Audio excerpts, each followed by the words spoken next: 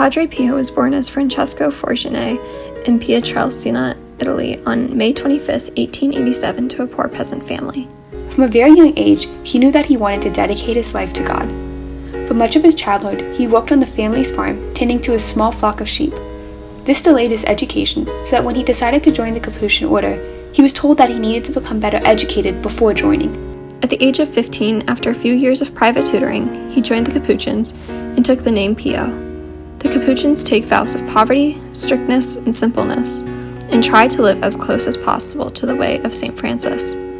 Despite several bouts of sickness, he was ordained 8 years later, at the age of 23, in the year 1910, in the Cathedral of Benevento in southern Italy.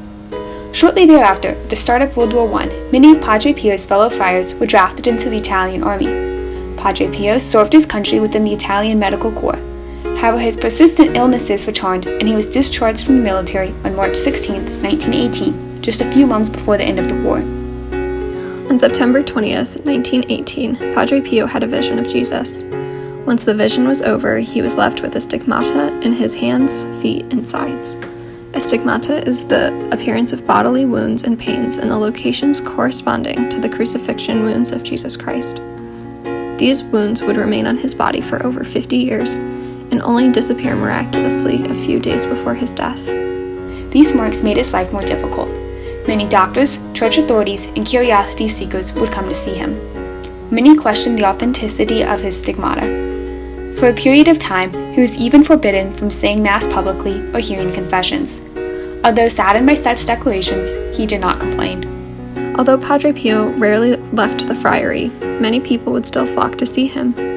Beginning after the 5 a.m. Mass each morning, he would hear confessions until noon, pause for a quick break to bless the sick, and then continue to hear confessions all afternoon.